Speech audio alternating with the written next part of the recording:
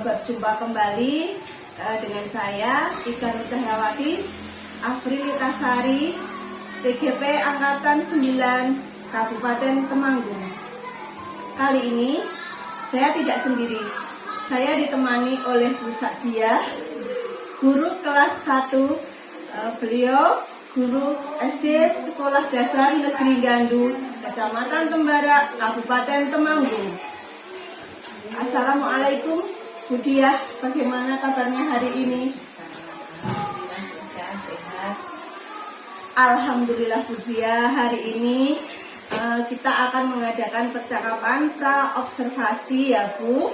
Dan hari ini saya akan mengamati bagaimana jalannya proses pembelajaran yang Bu Diah lakukan dalam kelas atau sebelum saya melakukan supervisi di kelas, begitu ya Bu. Adapun tujuan dilakukan supervisi ini adalah mengetahui dan mengevaluasi jalannya proses pembelajaran yang Ibu lakukan. Dan kenapa hari ini kita melakukan pra-observasi, yaitu sebagai persiapan awal sebelum nanti Ibu melakukan kegiatan pembelajaran agar lebih siap dan percaya diri sehingga memberikan pembelajaran yang terbaik bagi muridnya Ibu nantinya. Ada beberapa pertanyaan Bu yang akan saya sampaikan kepada Ibu. Yang pertama berkaitan dengan tujuan. Kira-kira tujuan pembelajaran apa yang akan Bu Diah capai untuk kali ini? Kalau untuk tujuan pembelajaran sendiri, nanti itu anak-anak bisa menuliskan angka 11 sampai 20, bisa menghafal, bisa menulis, dan bisa menjumlahkan sampai dengan 20. Baik Bu Diah, berarti ada 2 tujuan pembelajaran ya untuk hendak dicapai. Nah, bagaimana nanti dengan pengembangan yang ingin Ibu kembangkan, yang Ibu capai ya?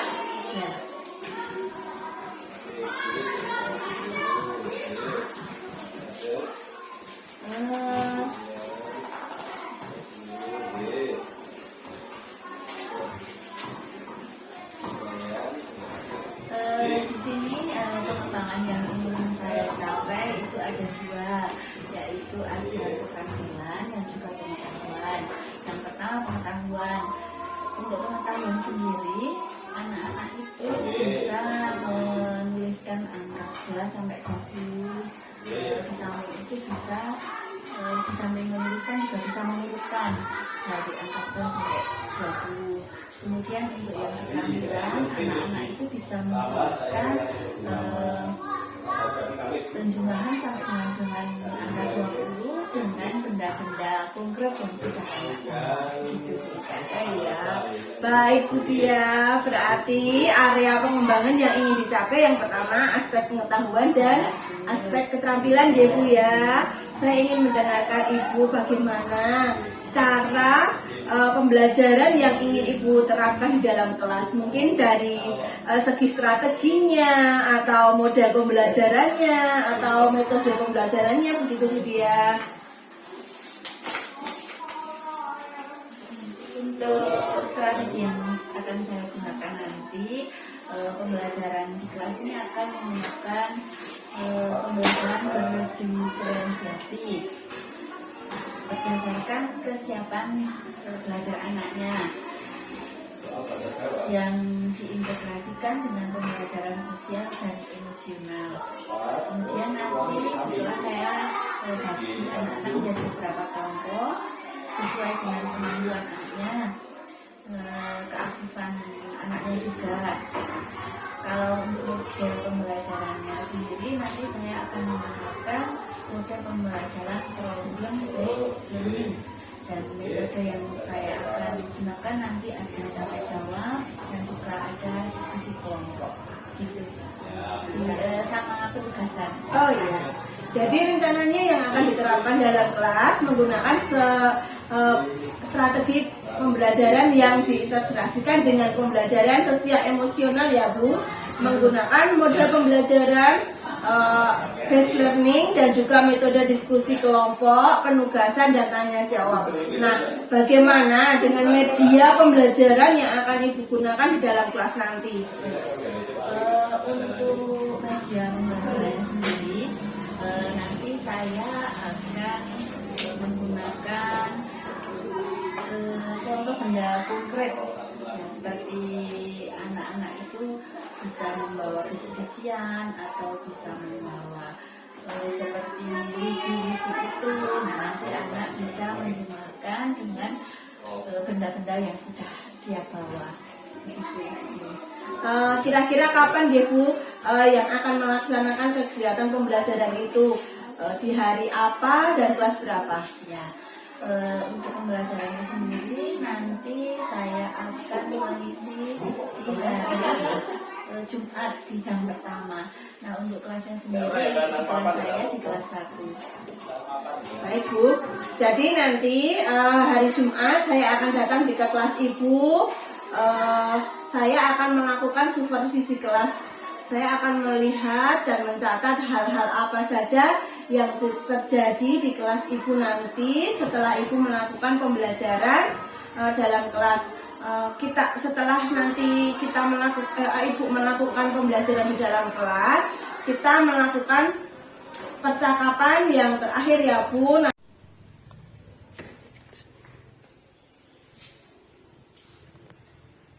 Assalamualaikum warahmatullahi wabarakatuh.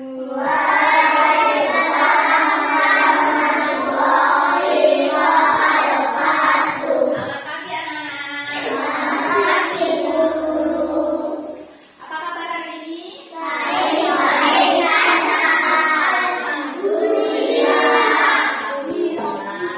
Hari ini apa ada yang tidak masuk? Mbak Nisa, kenapa? Siapa yang tidak masuk? Masuk semua? Coba, masuk semuanya?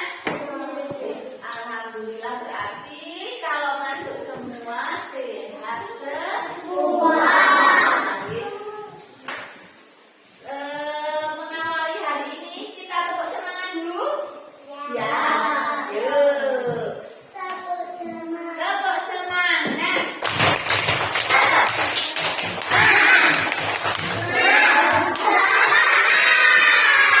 Lagi, tepuk semangat.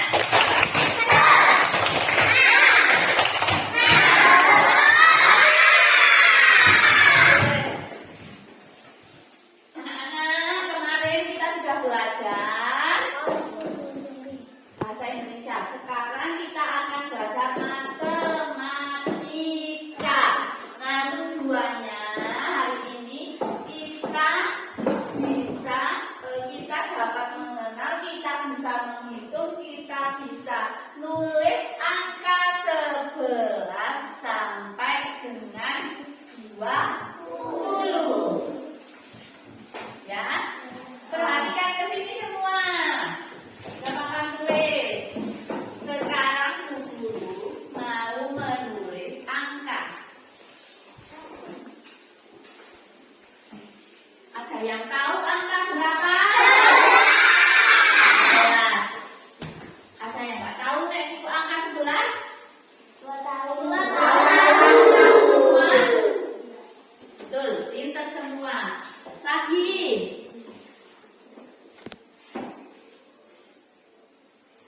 Berapa?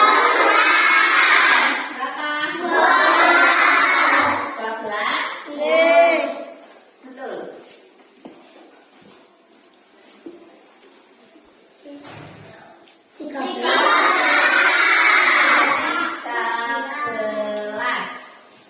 13. Angkanya 1 sama 3. 1 sama 3. Dibaca 13. Terus 1 sama 4. Bacanya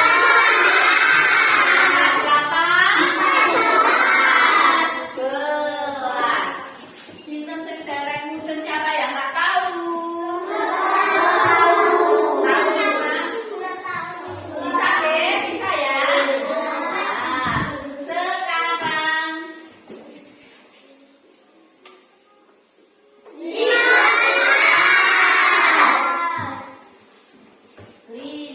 gelas. 1 dan 5.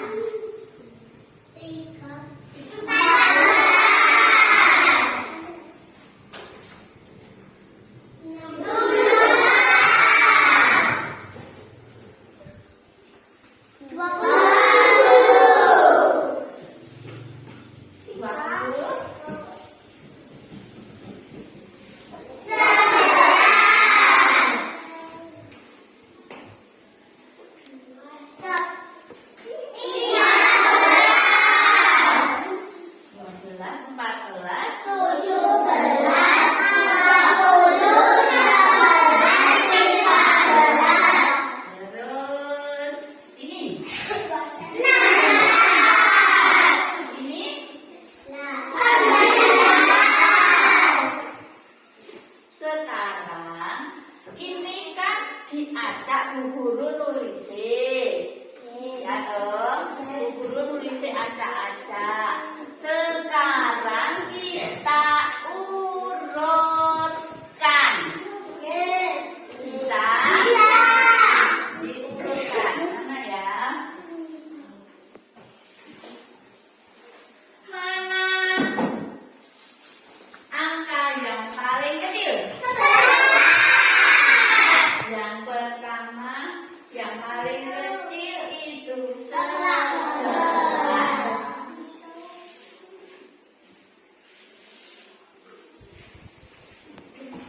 Terus? 11.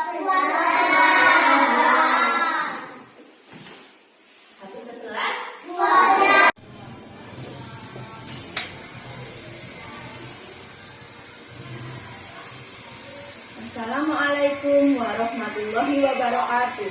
Berjumpa kembali di percakapan pasca observasi bersama saya Ika Nur Cahyawati Afrilitasari, CGP Angkatan 9 dari SD Negeri Dandu, Kecamatan Tembara, Kabupaten Temanggung. Di sini saya masih ditemani oleh Bu Sadia sebagai guru yang telah diobservasi pada kegiatan supervisi akademik.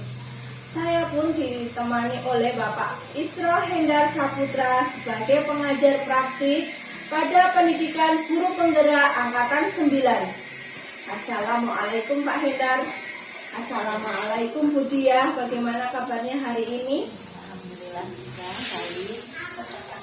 Baiklah, di percakapan pasca observasi ini saya akan memberikan pertanyaan-pertanyaan kepada Bu Diah terkait dengan jalannya proses observasi kelas yang sudah Bu Diah lakukan dengan berjuang untuk mengevaluasi sejauh mana proses pembelajaran yang sudah Ibu lakukan. Untuk pertanyaan yang pertama, bagaimana perasaan Bu Diah ketika melakukan observasi kelas yang sudah berlangsung ini, Bu? Ya, mungkin karena belum terbiasa ya Bu Ika, jadi masih ya berasa tegang gitu. Tapi ya alhamdulillah berjalan dengan lancar. Alhamdulillah Bu Diah sudah berjalan dengan baik.